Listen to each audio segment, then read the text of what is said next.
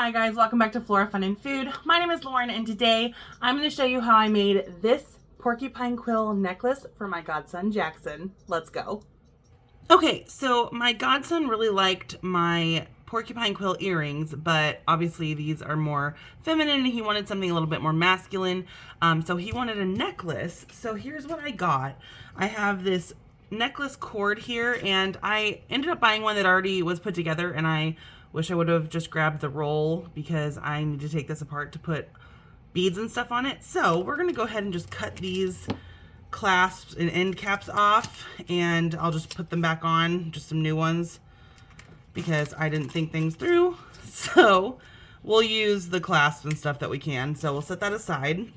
So now I have just the cord, and I was looking through my beads and I really like the brown porcupine quills with the wooden beads. So we're going to see if these have a big enough hole to fit. Otherwise I'm going to have to drill them out a little bit. Yep, I'm going to have to drill them out. Okay, so I'm going to use this to just kind of bore out the hole a little bit more. And just be careful.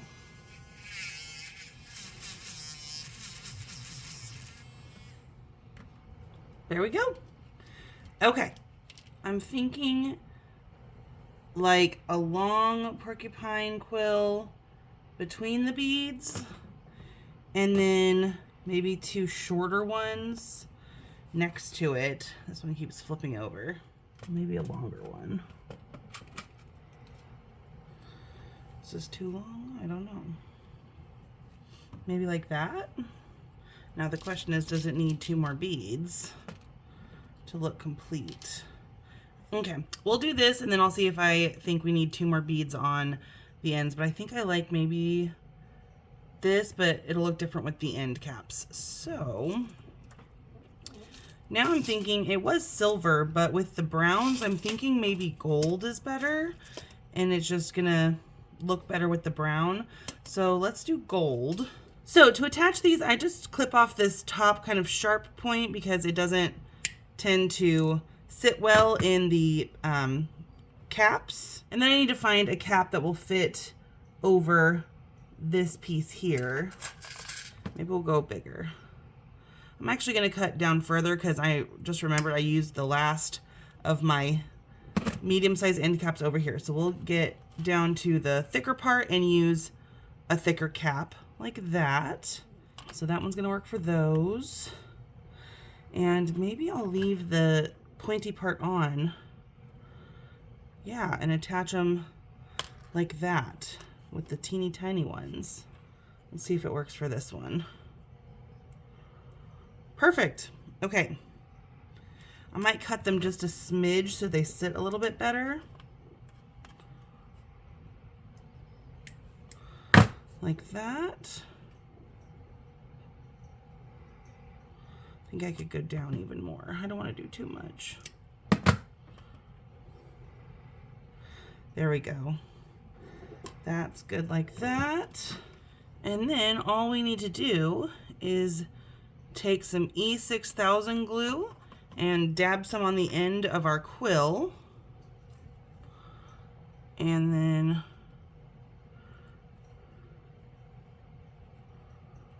I like to get some in the cap, and then a little bit more on the quill if there's a little bit of a gap. There we go. And then I like to make sure it's facing the way I want it with the ring at the top kind of perpendicular to it. That way when my jump ring goes on around the necklace, it's hanging the way I want. So I'll wipe off any excess glue that came out, and then we'll just set that aside to dry. Same thing with these little ones. Just grab some glue. And I like to kind of smash it in there a little bit to make sure I get some in the cap, and then kind of twist the quill as I seat it onto the cap. Again, wiping off excess glue, turning it the way I want to see it, and lining up the ring. There we go. One more. All right, and then we're gonna get 3 jump rings here, and we'll just feed them through the eyelet.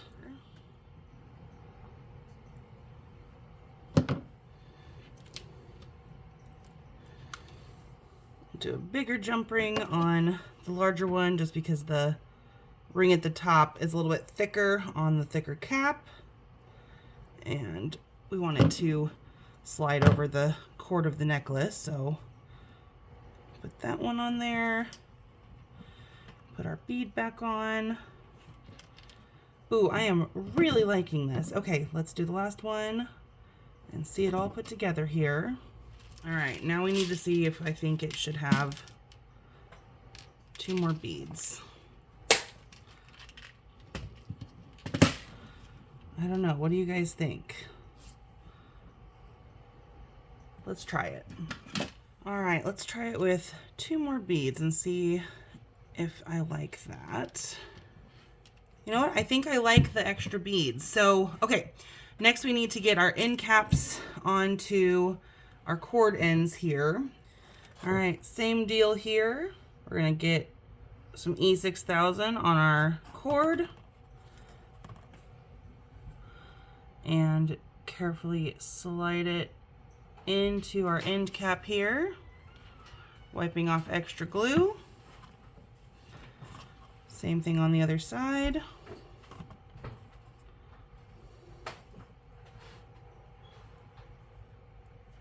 Wipe off the extra. All right, now we need to get our clasp on. So we'll feed our lobster clasp onto a jump ring, and then that jump ring is gonna go on our end cap here. I'm impatient, so I don't let the glue dry before I do this because I can always tweak it. There's one, and then jump ring on this side. Okay, I want to trim off the really sharp point of the quill just because 1, it can be dangerous, and 2, he is a teenage boy. So we want to make sure he doesn't get himself into an issue with having something really sharp. So I just barely take off the tip so that they still look like the right shape, but they don't have that needle sharp point at the end. There we go. I'm also going to weld these really quickly just because I want them to be extra secure.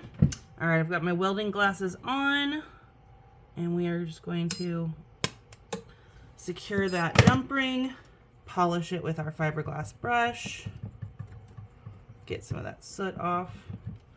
Then I want to check the weld. It is welded.